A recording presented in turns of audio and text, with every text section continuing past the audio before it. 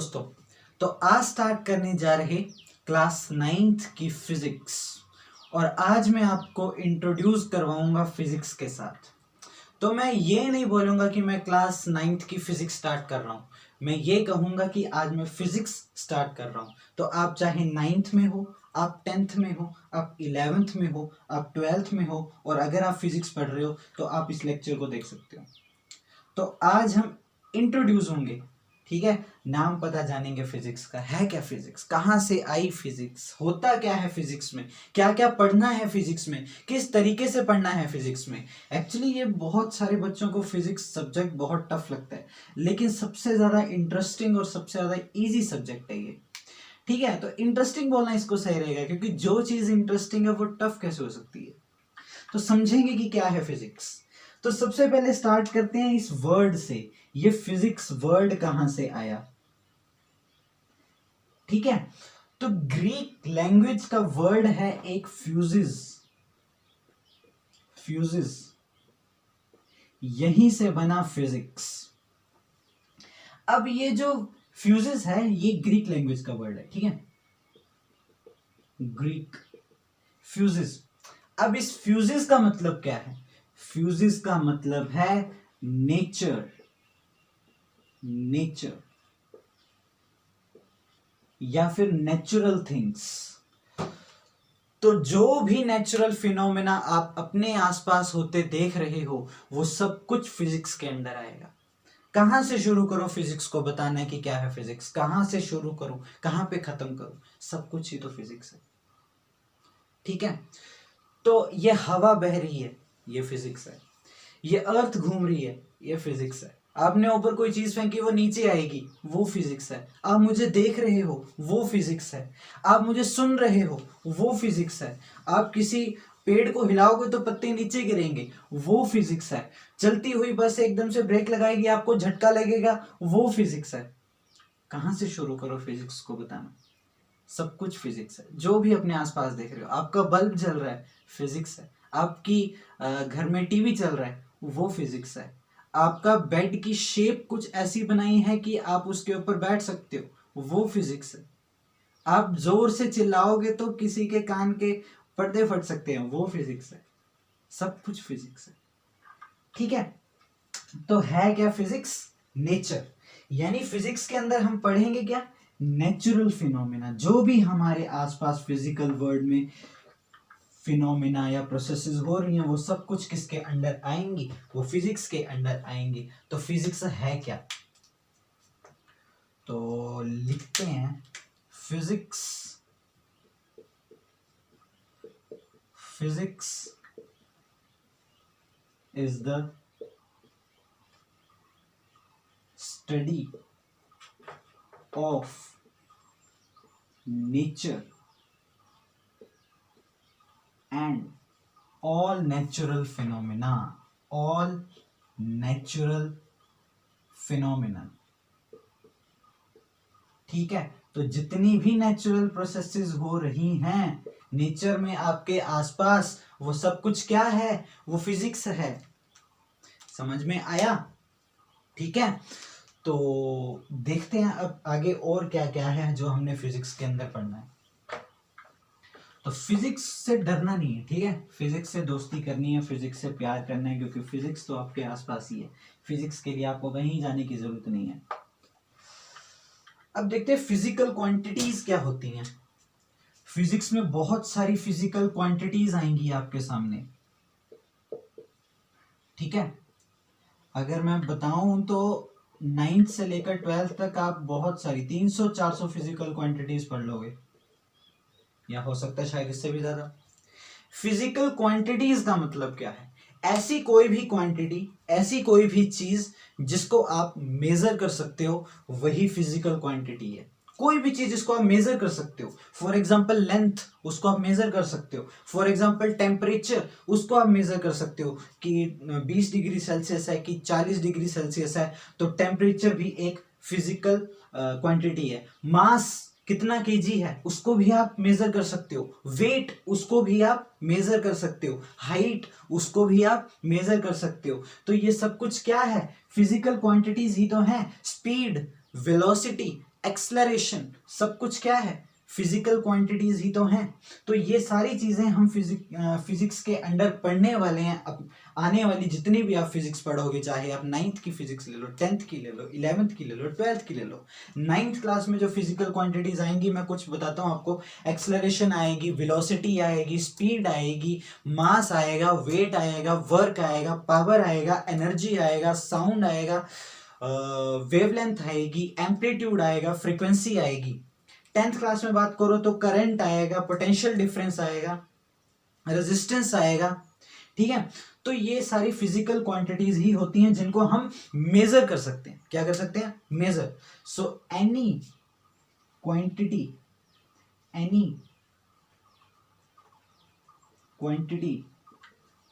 which can be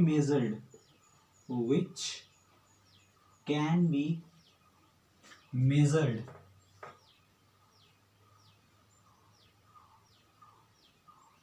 is called as physical quantity.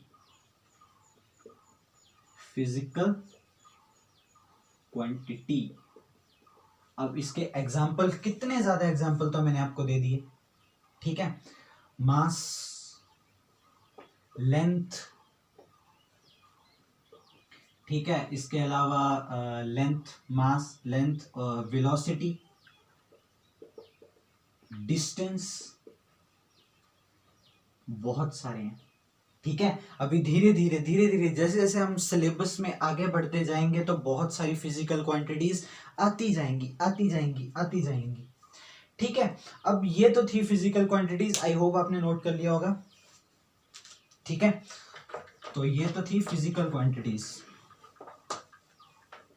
अब देखते हैं फिजिकल क्वांटिटीज जो होती हैं हमारे पास, वो दो टाइप की होती हैं। दो टाइप की फिजिकल क्वांटिटीज होती हैं हमारे पास।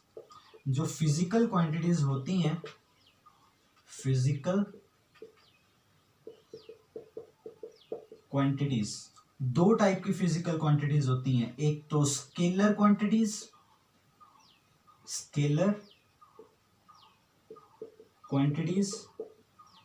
और एक होती हैं वेक्टर क्वांटिटीज। डरना नहीं है वर्ड्स को सुन के, अभी मैं दोनों क्लियर करवाऊंगा क्या है। तो मैंने आपको अभी कितने ज्यादा एग्जांपल दिए फिजिकल क्वांटिटीज के, लेंथ, मास, टेम्परेचर, वो सब कुछ। ठीक है, तो कुछ क्वांटिटीज ऐसी होती हैं कि जिनको अगर आपको डिफाइन करना है तो आपको सिर्फ उनकी वैल्यू चाहिए। फॉर एग्जांपल मैं बोलूं वेट, तो वेट की आपको वेट नहीं बोलूंगा एक्चुअली, मास की आपको सिर्फ वैल्यू चाहिए कि कितना मास है। आपको उसकी डायरेक्शन नहीं चाहिए कि कौन सी डायरेक्शन में है मास, आगे है, पीछे है, हमको सिर्फ उसकी वैल्यू चाहिए।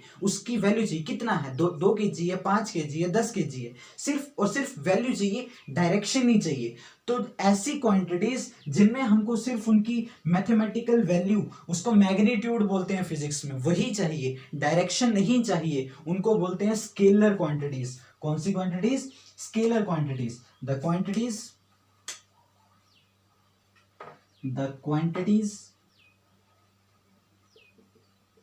quantities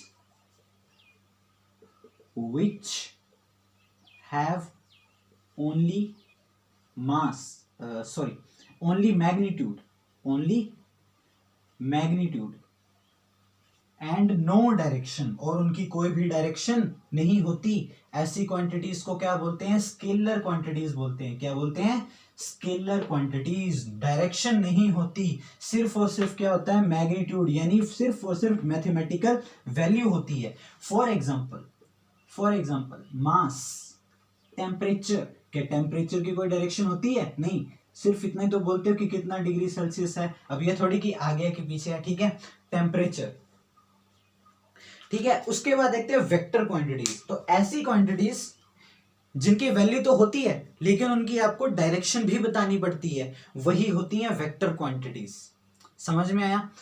ऐसी क्वांटिटीज जिनकी मैग्नीट्यूड भी होती है और डायरेक्शन भी होती है, उनको बोलते हैं vector quantities. For example force for example मैंने लगाई 5 न्यूटन। अब 5 न्यूटन लगाई, क्या मैंने उसको पुश किया या उसको पुल किया, यानी उसकी डायरेक्शन भी है। आपको बताना पड़ेगा कि फोर्स आगे लगाई या पीछे लगाई, मतलब डायरेक्शन भी बतानी पड़ेगी, ये भी बताना पड़ेगा फोर्स कितनी लगाई, और ये भी बताना पड़ेगा कि डायरेक्शन कहाँ पे लगाई, कहाँ की तरफ फोर्स लगाई। तो ऐसी क्वांटिटीज को बोलते हैं वेक्टर क्वांटिटीज, जिनकी मैग्नीट्यूड भी होता है और डायरेक्शन भी होती है। द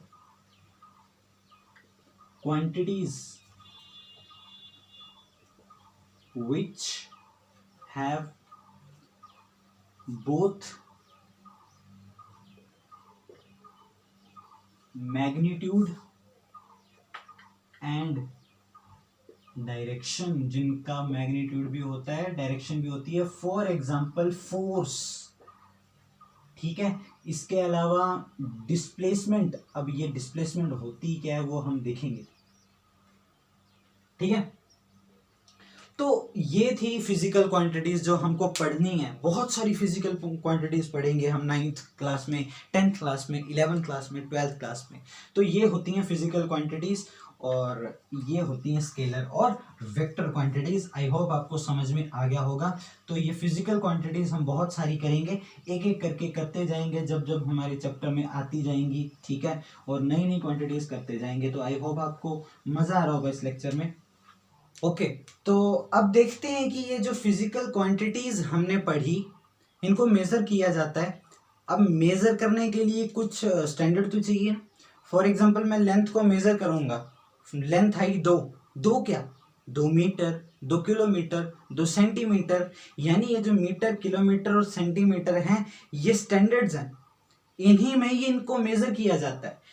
मेजर करने के लिए कुछ हमको स्टैंडर्ड चाहिए। फॉर एग्जांपल मास है, मास इसका 5 है, 5 क्या किलोग्राम या ग्राम, ठीक है। तो ये होते हैं यूनिट्स, क्या होते हैं यूनिट्स, यूनिट्स। तो यूनिट्स क्या होते हैं द स्टैंडर्ड्स, ठीक है, in which the physical quantities are measured. ऐसे स्टैंडर्ड्स जिनमें फिजिकल क्वांटिटीज को मेजर किया जाता है उन्हीं को बोलते हैं units. The standards in terms of which the physical quantities are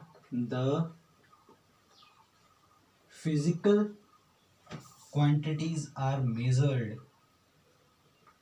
Physical quantities are measured. ठीक है।